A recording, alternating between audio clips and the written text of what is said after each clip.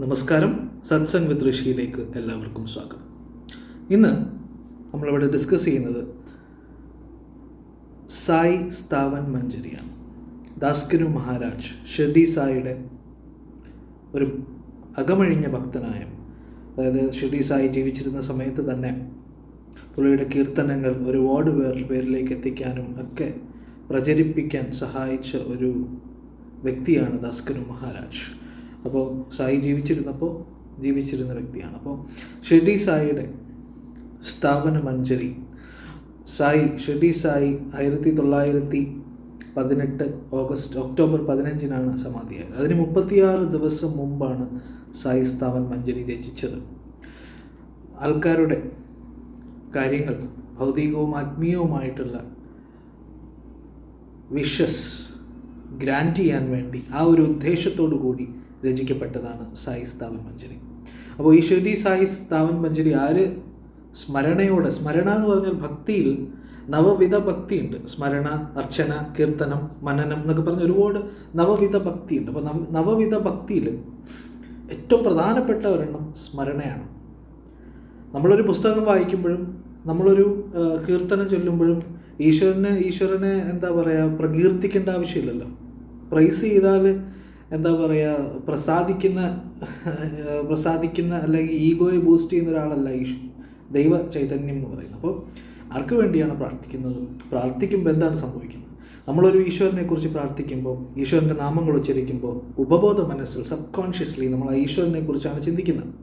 അതാണ് സ്മരണയാണ് ഏറ്റവും വലിയ ആരാധന. അപ്പോൾ ഈ സ്മരണ ഉണ്ടാകാൻ നമുക്ക് ഇങ്ങനെയുള്ള കാര്യങ്ങൾ ചെയ്യാവുന്നതാണ്. ഈ സായി സ്ഥാവൻ മഞ്ജരി ഇപ്പോൾ എൻ്റെ അമ്മയാണ് ഇത് ആലപിക്കുന്നത്. അപ്പോൾ ഇതിൻ്റെ ഓഡിയോ ആണ് ഇടുന്നത്. അപ്പോൾ ഇത് ശ്രദ്ധയോടുകൂടി, നമ്മളൊരു ആഗ്രഹം മനസ്സിൽ വെച്ച് ശ്രദ്ധയോടുകൂടി എല്ലാ ദിവസവും ഇത് കേൾക്കാൻ ശ്രമിക്കാം. 20 മിനിറ്റോളം ഉണ്ടാവും. പൂർണ്ണമായും അർത്ഥമറിഞ്ഞ് അതിൽ തന്നെ മുഴുകിയിരുന്ന്, വെറുതെ നിങ്ങളൊരു കേൾക്കേണ്ട കാര്യമല്ല. നമ്മളൊരു സൈലൻ്റായിട്ടൊരു സ്ഥലത്തിരുന്ന് നമ്മളിത് പ്ലേ ചെയ്യുക, ഇത് കേൾക്കുക, ആ ഒരു ആഗ്രഹം മനസ്സിൽ വെച്ചുകൊണ്ട് കേൾക്കുക. നമുക്ക് ഉറപ്പായിട്ടും നിങ്ങൾക്ക് എല്ലാ അനുഗ്രഹങ്ങളും ഉണ്ടാകും എന്നുള്ളത് തീർച്ചയാണ്. അപ്പോൾ എല്ലാവരെയും ഈശ്വരൻ സഹായിക്കട്ടെ. അപ്പോൾ ഈ ഓഡിയോ ഞാനിവിടെ ഇടുകയാണ്. അപ്പോൾ എല്ലാവരും കാണുക. അപ്പോൾ നമുക്ക് സായി സ്ഥാവൻ മഞ്ജരിയിലേക്ക് സഞ്ചരിക്കാം.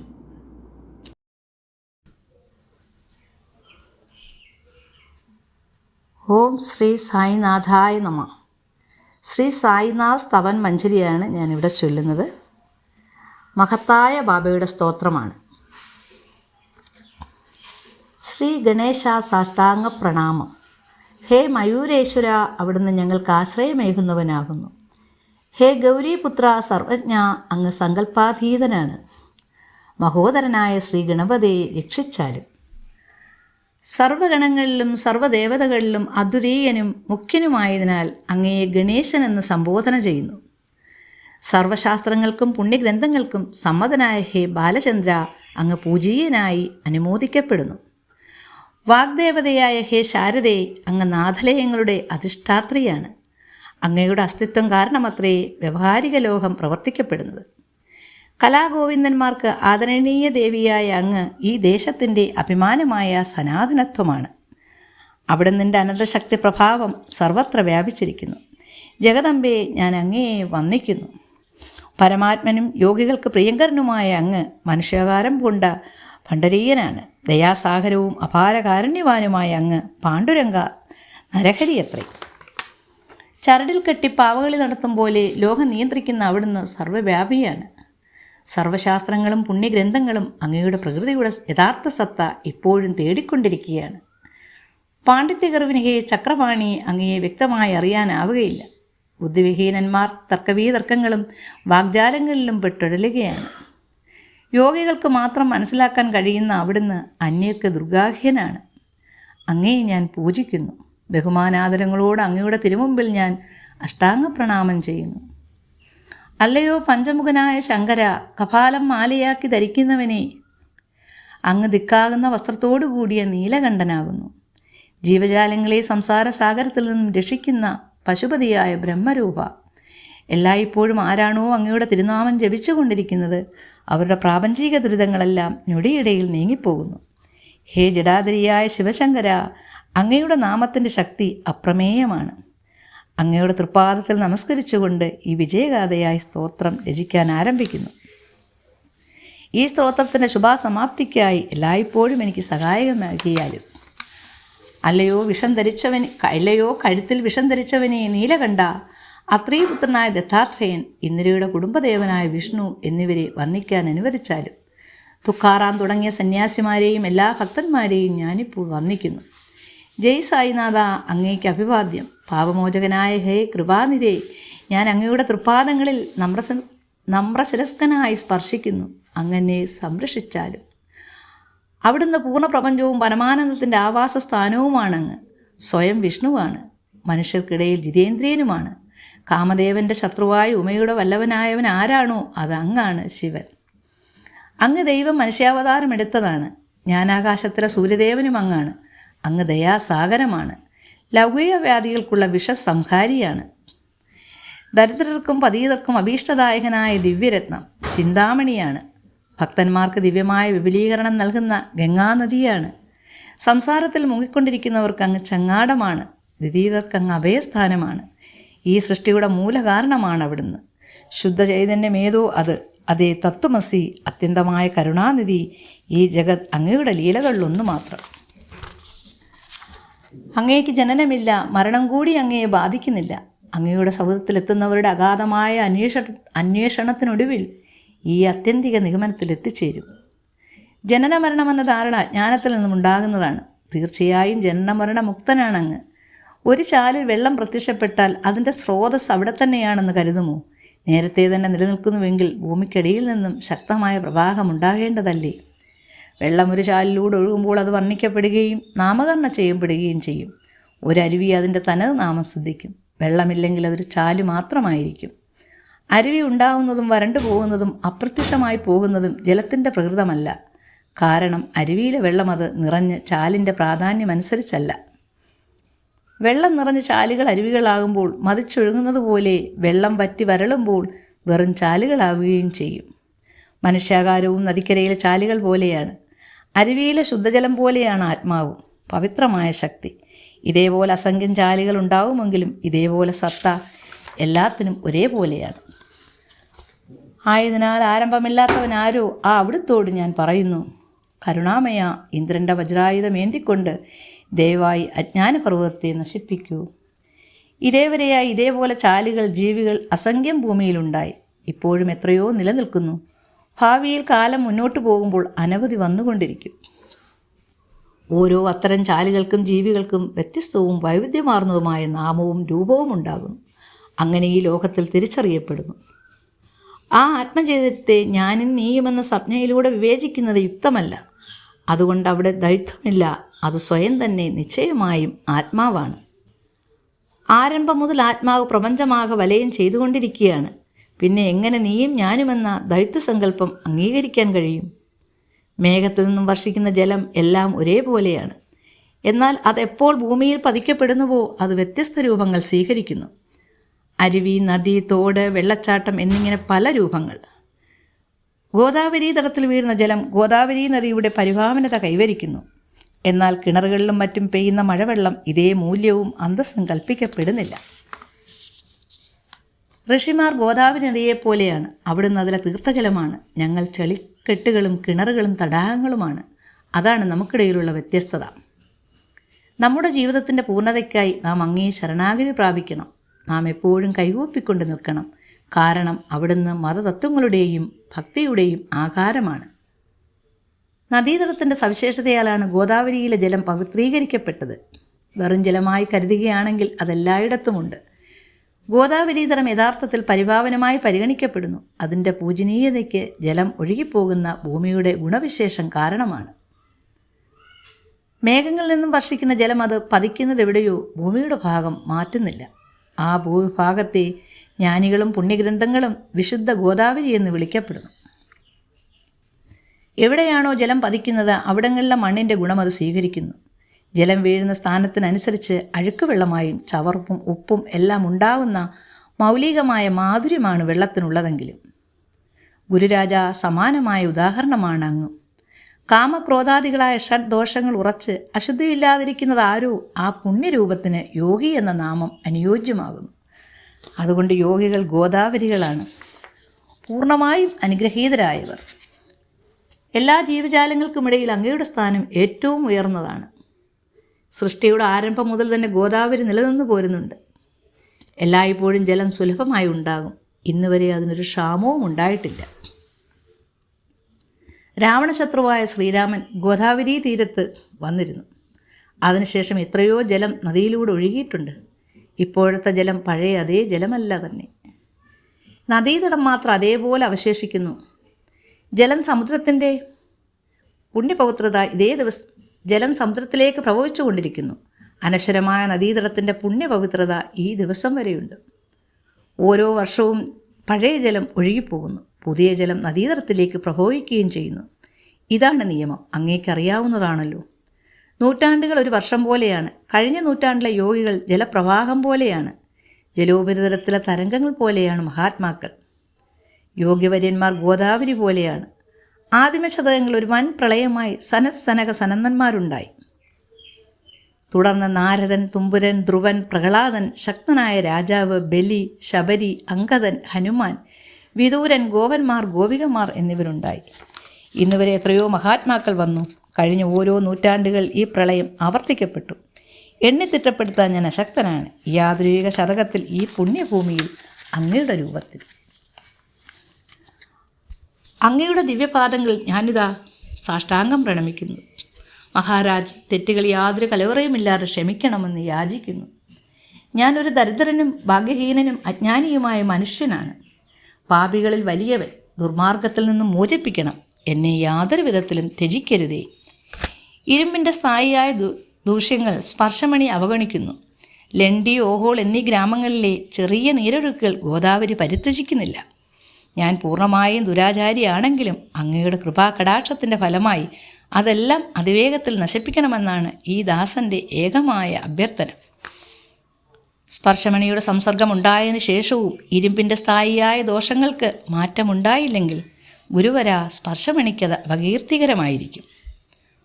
ഒരു പാപിയാകാൻ എന്നെ അനുവദിക്കരുത്. അങ്ങൊരിക്കലും ചെറുതാക്കപ്പെടാൻ ഇടയാകരുത്. നോക്കൂ, അങ്ങ് സ്പർശമണിയാണ്, ഞാൻ ഇരുമ്പാകുന്നു. എൻ്റെ ഭാഗ്യഹീനത അങ്ങയുടെ ചിന്താവിഷയമാകണം. ഒരു കുട്ടി എല്ലായ്പ്പോഴും കുറ്റം ചെയ്തു വന്നിരിക്കും, എന്നാൽ അമ്മ അതിനെ നിന്ദിക്കുകയില്ല. ഇത് സ്മരിച്ചുകൊണ്ട് അങ്ങയുടെ അനുഗ്രഹം എന്നിൽ വർഷിച്ചാലും. അല്ലയോ സദ്ഗുരു സായിനാഥ, അങ്ങാണ് എൻ്റെ കൽപ്പതരു. സംസാരസാഗരം കടക്കാനുള്ള മാധ്യമമാണ്. സന്ദേഹരഹിതമായും അങ്ങാണത്. അങ്ങ് കാമധേനുവാണ്, ചിന്താമണിയാണ്.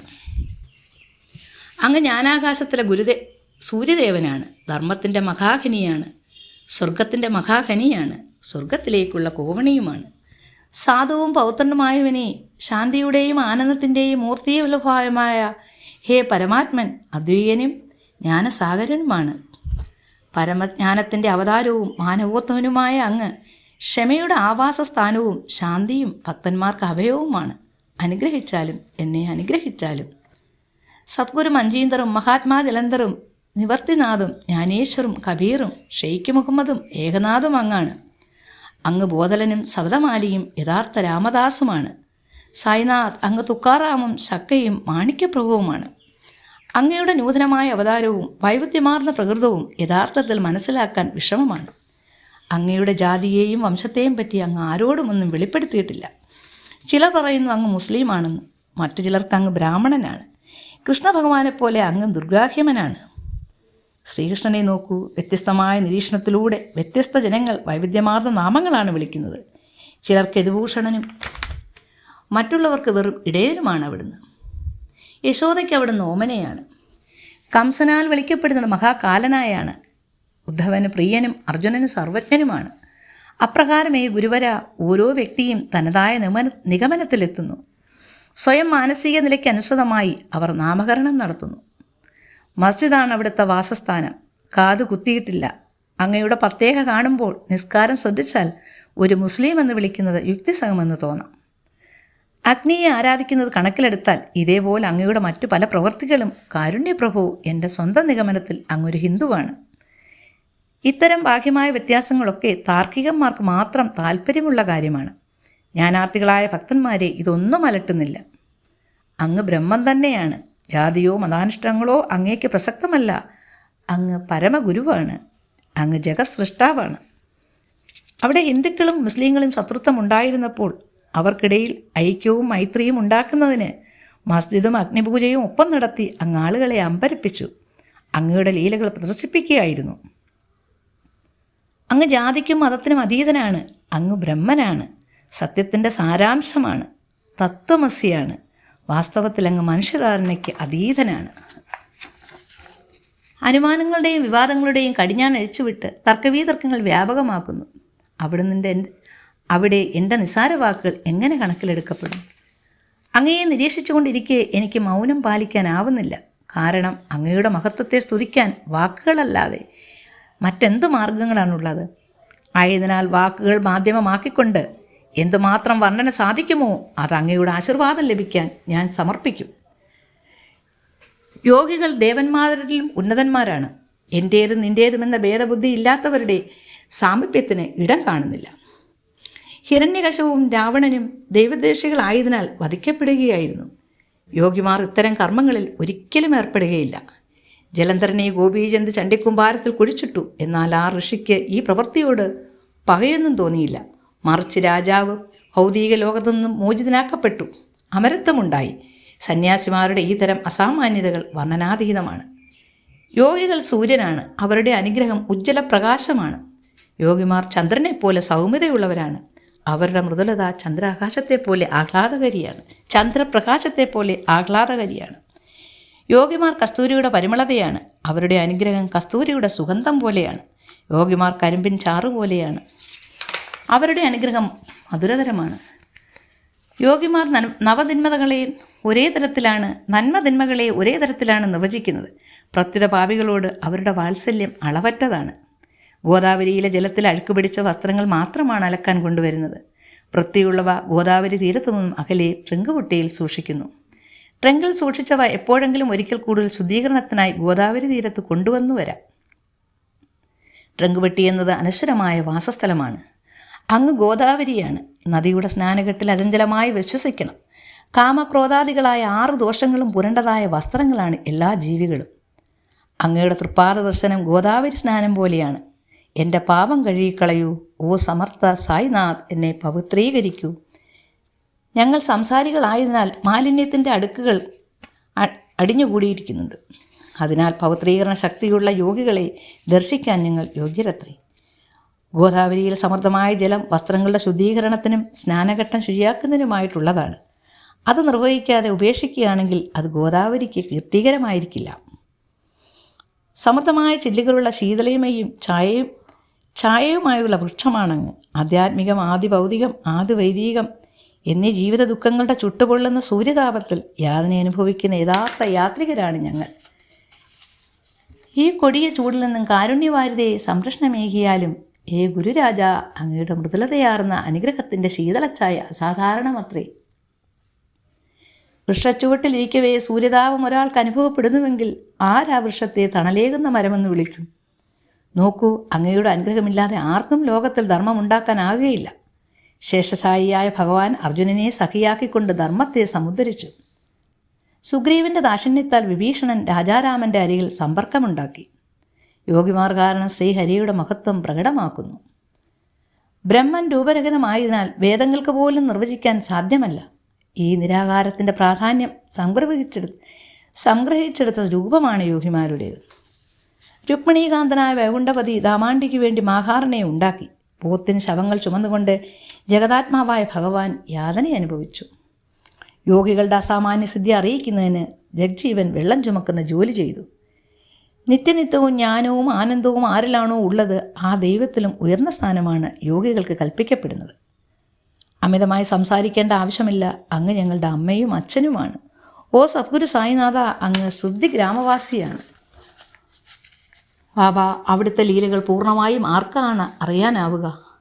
പിന്നെ എൻ്റെ പ്രാകൃത ഭാഷയ്ക്ക് എങ്ങനെയാണ് അതിനോട് നീതി പുലർത്താനാവൂ? പറയൂ. പാപികളെ രക്ഷിക്കാനാണ് അങ്ങ് ശുദ്ധിയിലാകുന്നതിനായത്. മൺവിളക്കുകൾ വെള്ളമൊഴിച്ച് അങ്ങവ ദീപങ്ങളാക്കി ചമച്ചു. അല്പമാത്ര വലിപ്പമുള്ള ഒരു മരപ്പലക കെട്ടിത്തൂക്കിയിട്ട് അങ്ങൊരു ശയ്യയാക്കി മാറ്റി. അങ്ങയുടെ വിസ്മയാവഹമായ യോഗശക്തിയും ഭക്തന്മാർക്ക് മുന്നിൽ പ്രദർശിക്കപ്പെട്ടു. നിരവധി സ്ത്രീകളുടെ സങ്കടങ്ങൾ അങ്ങ് പൂർണ്ണമായും നീക്കം ചെയ്തു. സന്താനലാഭം ഉണ്ടാവുകയും ധാരാളം പേർക്ക് ഉതി നൽകി രോഗത്തിൽ നിന്നും മുക്തരാക്കി. സംസാര ദുഃഖ നിർമ്മാർജ്ജനം അങ്ങയ്ക്ക് അസാധ്യമായതല്ല. ഒരു ഉറുമ്പിൻ്റെ ഭാരം ആനയ്ക്ക് ദുസ്സഹമായി ഗണിക്കുന്നതെങ്ങനെ? ഗുരുരാജ, വിനീതനായ ഇവനിൽ കാരുണ്യമുണ്ടാകട്ടെ. ഞാൻ അങ്ങയുടെ തൃപ്പാദങ്ങൾ ശരണം പ്രാപിക്കുന്നു. എന്നെ പരിത്യജിക്കരുതേ. അങ്ങ് രാജാതിരാജനാണ്, കുബേരനേക്കാളും സമ്പന്നനാണ്. അങ്ങ് ആരേക്കാളും വിശിഷ്ടനായ രോഗഹന്താവാണ്. ആരും അങ്ങയേക്കാൾ ഉദോത്കൃഷ്ടനായിട്ടില്ല. മറ്റ് ദേവതമാരെ പൂജിക്കാനുള്ള നിർദ്ദിഷ്ടമായ അനുഷ്ഠാന ക്രമങ്ങളുണ്ട്. എന്നാൽ അങ്ങയുടെ ആരാധനയ്ക്ക് അതൊന്നും മൂല്യമുള്ളതല്ല. വീക്ഷിക്കൂ, സൂര്യപ്രഭയെന്നും പ്രസരിക്കുന്നു. ദീപാവലി ആഘോഷങ്ങൾ ആഗതമായി അത് ആഘോഷിക്കേണ്ടിയിരിക്കുന്നു. എന്തിനാണിതൊക്കെ എന്ന് അർത്ഥമാക്കപ്പെടുക?